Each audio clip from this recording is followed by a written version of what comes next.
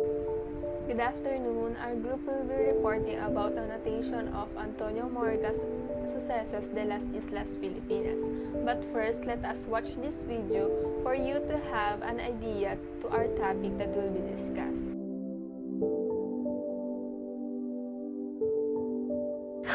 I wrote this book to chronicle the deeds achieved by the Spaniards, to document the events of this country, the Philippines. Through this, I share my experiences and observations, and of others.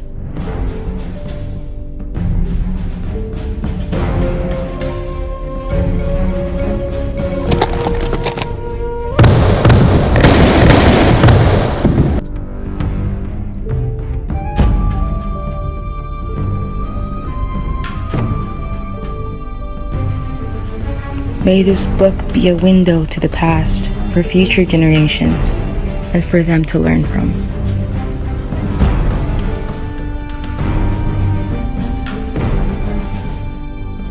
Sucesos de las Islas Filipinas.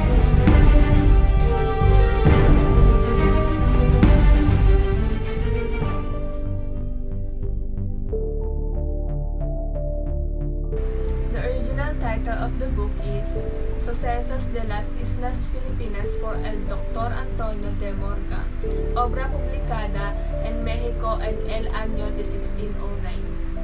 Nuevamente sacada a luz y anotada por José Rizal, y presidida de un prólogo del profesor Fernando Blumentritt.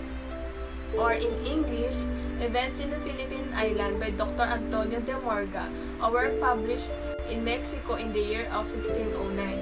Reprinted and annotated by Jose Rizal, preceded by the introduction by Professor Ferdinand Blumentritt. So let's first have a definition of key terms that related to our topic. So first, let's have annotation. Annotation is a note of explanation or comment added to a text or diagram. And the second one is sucesos. Sucesos is any event or happenings or occurrences. The last is Las Islas Filipinas, simply means the Philippine Island. What initially prompted Rizal to do the annotation? First, we have Rizal have been reflecting on his country's history. So Dr. Jose Rizal was looking to Philippines past because he wanted to know the Philippines condition when the Spaniards came here in the Philippines. So he realized that the past is important to understand the present and eventually confront the future. So the second one is Blumentritt could not be persuaded to write a history of the Philippines. So gusto kasi ni Dr. Jose Rizal na si Blumentritt yung magsulat ng history of the Philippines because magaling siyang writer and nakabasa na si Dr. Jose Rizal ng mga gawa ni Blumentritt. But Blumentritt refused because he said na he encouraged Dr. Jose Rizal na siya yung magsulat kasi dapat ang magsulat ng history of the Philippines is isang Indio, not a foreigner. So bakit nga ba pinili ni Rizal yung gawa ni Morga? So let me introduce to you who is Antonio Morga. So Antonio de Morga is a Spanish lawyer and official in the Philippines during the 17th century and born on 1559 in Seville. He graduated from the University of Salamanca in the year of 1574 and attained a doctorate in canon law. He taught briefly in Osuna and later on he returned to Salamanca to study civil law. He also engaged in government service. He was a lieutenant governor in Manila, the second most powerful position in the colony after the Gobernador General of the Philippines. So after he resigned from being a lieutenant governor, he became a judge in Audiencia. So he is the author of annotated book of Rizal, Sucesos de las Islas Filipinas. So his book is one of the most important works in the Philippines about the colonization of the Spain as it explains the political, social, and economical aspects of the colonizers and the colonized country. So why Rizal recommends Morga to his countrymen? So Rizal choices repainting Morga rather than the other contemporary historical accounts of the Philippines was due to the following reasons. So the first reason we have is the original book was rare. So the original Spanish textbook of Morga's Sucesos had never been reprinted in full until the annotated edition of Rizal. The second reason we have is Morga was a layman, not a religious chronicler. So layman means a person who is not part of the clergy. So there's a main complaint about religious historians was that they tackle more with church history rather than the history of the Philippines and its people. So the third reason we have is Morga is to be more objective than the other religious writers. So Rizal believes that Morga's account is more objective rather than those written religious missionaries. Kasi daw yung mga religious missionaries, they are must record the history as is but to document the achievements of the religious orders. So the fourth reason we have is Morga was more sympathetic to the Indios. So Morga, it appeared that more sympathetic at least in being part of Indios. In Trayer's account daw kasi many of them are more biased. So the last reason we have is Morga was not an only eyewitness but a major actor in the events he narrates. So Morga was an eyewitness and therefore a primary sources of the Philippines and its people at the point of first contact with Spain. So let's talk about the content of the Sucesos de las Islas Filipinas. So let's first have the introduction of Sucesos. Rizal dedicated historical work to the Filipinos so that they may know the glorious past. So Rizal said in his dedication in Non Imitangere is the sketch of the actual condition of our country and he seemed to have been reflecting on our country's past or history. Shortly after completing the said novel in the late of 1587 in February. And obviously drawing on a popular proverbs which is ang hindi marunong lumingon sa pinanggalingan ay hindi makakarating sa paroroonan. Or in English is, he does not know where he came from, will never reach his destination. Also, he recognized that he had to reflect on what had been placed during the past 3 centuries. He said that he was born and reared of the abuse of our past like most of his contemporaries.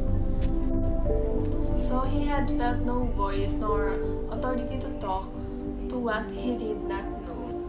So he found it necessary to invoke the testimony of an illustrious Spaniard who ruled the destiny of the Philippines and was a witness to the windbling of our former identity as he drew on his task of unfolding and rewriting the past. So that illustrious Spaniard earlier was referred to Dr. Antonio de Morga. So, on his third paragraph of his intro, naging evident na yung mga aims niya sa pag-a-annotate which we have is to prove that Filipinos are civilized even before the coming of the Spaniards. The second we have to awaken the consciousness of the Filipinos regarding to glorious ways of the past. So, the last we have is to correct what has been distorted about Philippines due to Spanish conquest. So, according to him, if masusunod yung mga aims na yun, it means hindi mapupunta sa wala or napunta sa wala yung paghihirap niya sa pag-aanotasyon. Good day, my name is Kathleen Macareg and I am your next reporter. Summary of Sucesos de las Islas Filipinas by Antonio de Morga. Sucesos de las Islas Filipinas is composed of 8 chapters. And those chapters are the following: of the first discovery of Eastern Island, of the government of Dr. Francisco de Salve, of the government of Don Gonzalo Herculio de Peñalosa, of the government of Dr. Santiago de Vera, of the government of Gomez Pares das Marinas, of the government of Don Francisco Tello, of the government of Don Pedro de Acuna, and the account of Philippine Islands. The first chapter is talk about Magellan and Legazpi Seminole expedition. The 2nd to 7 is the chronological report of the government administration under several governors generals, and the final 8 are the general accounts of Philippine Islands. The natives there, their antiquity, custom, and government, both in the time of their paganism and after their conquest by the Spaniards and other particulars. The book is based on Morga, personal experience and documentary research in the many years that he lives in the Philippines. The first chapters of Morga's Sucesos de las Islas Filipinas describe the rich and precious islands found in the part of the world called Asia. Among the famous of them are the islands of Morocco, Claribes, Tendaya, Luzon, Mindanao, and Borneo, which are now called Filipinas. These chapters also describe the defeat of Fernando Magallanes and the successful pacification adelantado Miguel Lopez de Legazpi from the island of Cebu to the Luzones. These chapters talk about the event in the islands during Dr. Francisco de Salve's terms in 1575, particularly in the province of Camarines, which was carried out by the Captain Pedro de Chavez. Dr. Salve continued as governor until Don Gonzalo Roquillo de Peñalosa arrived from Spain as the governor and captain general. When his residential was complete, Dr. returned to the New Spain to take over the office of Order of Mexico. For Chapter 3, Don Gonzalo Requillo de Peñalosa is a native Arevalo and Chief Alguacil of Audiencia of Mexico, appointed governor of the Filipinas for life. He received governorship for life, which means he will be not replaced until he ends his term. He arrived at Manila, April of 1580. These chapters talks about the president and orderlies arrived in the Philippines in May 1584, while Diego Requillo was governing. Dr. Sergio de Vera entered upon his office and immediately established Audiencia. The undercover and plot of rebellion and rising which the native chiefs of Manila and Pampanga had done against the Spaniards, and justice was done to the guilty. He built the fortress of Our Lady of Guidance within Manila City on the landslide. For its defense, he had alternative founded by the old Indian named Pandapera, or Panday Pera, a native of Pampanga province. He and his sons continued these works until their deaths many years afterwards. In the Chapter 5, the administration of Governor Gomez Pares das Marinas underscored the following. Commission of Audiencia of Manila, establishing the faith garrison, walling of the city, building the cavalry, increase the trade in China, classification of Zambales and the province of Pintados, and building the artillery in Manila. Sucesos de las Islas Filipinas Chapter 6. San Jeronimo dispatched to Nueva España to compel to stop over in the port of Japan because of the heavy storm. The passengers of San Jeronimo were allowed to return in Manila, but 6 Franciscan missionaries, 3 Jesuits, and 17 native helpers were crucified. Tycho Sama's route is Spaniards conquered kingdoms by first sending their religious to the kingdom and by entering afterward. Toyotomi Hideyoshi is a feudal lord and chief imperial minister to 1585 to 1598, who completed the 16th century unification of Japan begun by Oda Nobunaga. The religious wrote a letter of farewell to Dr. Morga and informing him about the intentions of Japan to attack Philippines. The Archbishop arrived and the Manila Audiencia was re-established by the royal orders. Palawas and Mindanaos were encouraged by the final abandonment and dismantling of the fort at La Caldera. Joined in self-defense by the peaceful natives of Mindanao, made incursion against Spaniards and natives in the Pintados, in which they took immense and many captives. The Alcalde Mayor of Arevalo defeated the larger forces sent after the incursion against the Spaniard and the natives in Pintados. This chapter dealt with the events during the period of Pedro de Acuña's administration, who arrived in Manila on May 1602. The new governor first concerned himself with home affairs and construct galleys. His administration underscored the dispatch of vessels to Nueva España to open commerce quanto, sending workmen in Japan, and sending religious groups in Japan. For the next topic is talk about Morga versus Rizal views about Filipinos, the Philippines and its culture. Lifestyle. To Rizal, a lawlaw is called a salted and dried sardines.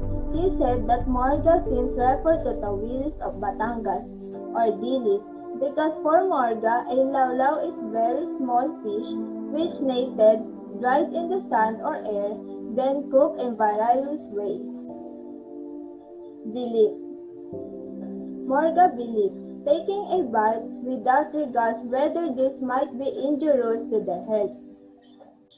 Rizal believes Indians are very careful not to take a bath during siestas, after luncheon, first 2 days of Qatar, and etc. Social. Rizal point of view of social. Rizal pointed out that friendly relations were more common than those of wars. Morga point of view of social. Morga said in every island or provinces, many principals were known among the people, some being more important and having followers, which families and barrios obeyed and respected. These known individuals or families form friendship and relationship with each other, and sometimes, due to differences, even wars. Indigenous people.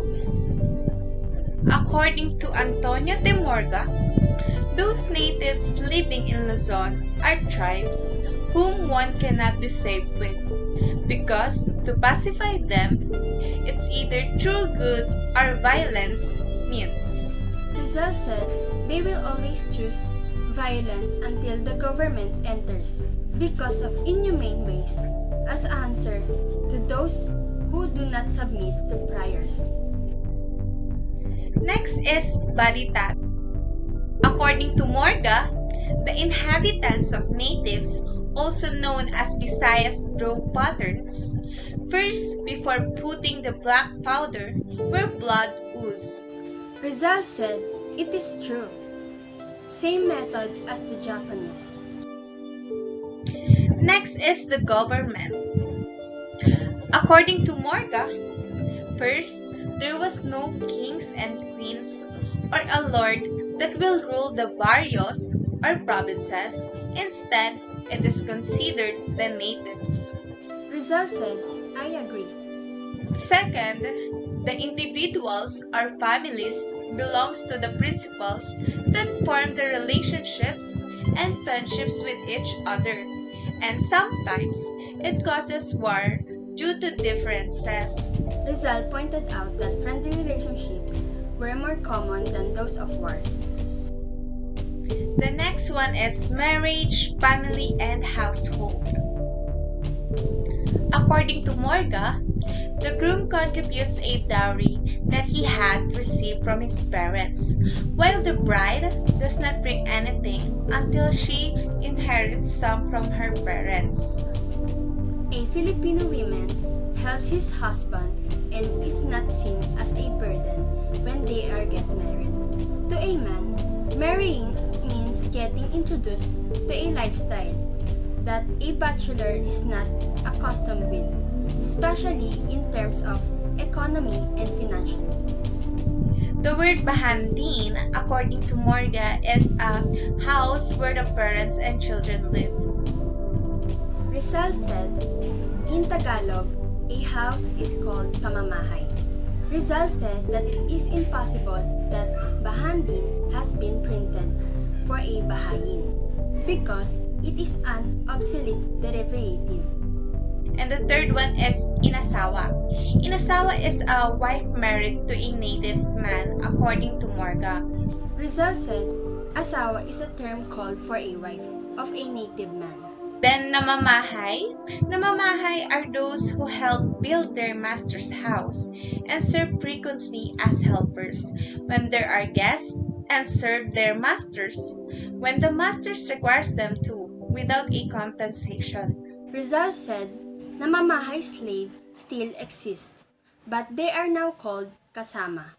They are now partners or laborers of a capitalism or farmers. Next is religion or healers. Morga said that there were no priest or a man of religion to attend to religious matters except old men, sorcerers, and wizards. People believe in omens and superstitions, which the devil inspired them to do, so that they could tell whether the sick person would live or die. Rizal said, these priests, katalona or babaylan, are well-dressed, rich people that were not honored because they are considered as loafers. Case of Francisco Amandao as proof where he offered half of his body to the Anito and later on other half was paralyzed. Public testimony of healthinism. He also said that wizards and sorcerers deceive people, believe in omens and superstitions. Rizal said, to prove their falsehood, Father Quirino tells about the case of Amandao, who was sick and offered half his body to the Anito to see if he will be cured. What could be said now? To those who die despite all the mass offered to the different virgins. Next is beliefs in crocodile. According to Morga, these reptiles are involved to the oaths and execrations hurled to their hate people, even among Christians. In beliefs, Rizal said there had been friars eaten by crocodiles while Indios escaped. Same reasons for other nations have great esteem for the lion and bear, putting them in cage and giving them honorable habitats. The mysterious life of crocodiles, size, and fatidical aspects influence greatly on the Malayan Filipinos. Next is customs for the dead. Dr. Morga said that bury dead in their own houses, keeping their bodies and bones for a long time in boxes and venerating their skulls. In their funeral, neither pomp nor processions played any part except those performed by members of the household of the dead. After grieving, they indulged into eating and drinking to the degree of intoxication among themselves. Rizal said, we find it much more natural and pious to venerate the remains of our loved ones than to those fanatical martyrs whom have no dealings and who probably will never remember us. Next is trade or economy. According to Morga, the cotton is raised in the island and they spin it to thread and sell it. Dr. Jose Rizal agreed. Third one is artifacts. The natives of the island sell the artifacts to the Japanese. According to Dr. Rizal, Morga must have meant cinnamide, which was woven from abaca. Third one is artifacts. The natives of the island sell the artifacts to the Japanese. Dr. Rizal was agreed. Lastly, gold. Igorots kept their golds buried in the ground. Dr. Rizal agreed once again, saying that the Igorots are right for doing so. The spirit of the Filipino lives open in the book of Antonio Morga that the main objectives of this is to open and widen our mind for the change and for the identity of many Filipinos. We conclude that in this book explains that Sucesos de las Islas Filipinas talks about the past life and culture of the indigenous people that manifest the spirit and culture of the Filipino people. In regards of this novel, No Limitang Hare talks about the present times of the lives of many Filipino people during the Spanish era, and El Filibusterismo talks about the future, manifesting the life and culture of the Filipinos, while in the book of Antonio Morga explains and talks about the issues of the politics, the lives and cultures of indigenous people, that describes the differences by the annotation of Dr. Rizal. Dr. Rizal served it for his fellow Filipinos during his days and during the colonization of the Spanish government in the Philippines. The main purpose of this annotation also is to correct the description of the indigenous Filipino people from the incorrect description of the people and the country during the colonization era of the Spain. On the other hand, Dr. Rizal expects the creation to look at the perspectives of Filipino lives and for the country. As we all know, the famous lines of the Filipino about destinations like, if you don't back from place that you came, you will not be able to go to your destinies. This saying was actually part of the Filipino culture, and it brings out in our hearts of the in the hearts of the Filipinos, and Rizal compared it to his works and novels. This annotation from the book of Morga, Sucesos de las Islas Filipinas, that you came from these times that you are not be able to forget from the present up to our future. Importance of Rizal's annotation to the present generation. Importance of Rizal's annotation to the present generation. Number 1, to awaken in the Filipinos the consciousness of our past. Number 2, to devote ourselves to studying the future. Number 3, to first lay bare the past in order to better judge the present and to survey the road trodden during 3 centuries. Number 4, to provide Filipinos and a culture of their own prior to colonization, that the Filipinos were not inferior to the white man. Number 5, to shatter the myth of the so-called indolence of the Filipinos. Number 6, to reduce those Filipinos who denied their native tongue into rotten fish. Number 7, to seriously study Tagalog and to produce a comprehensive Tagalog dictionary.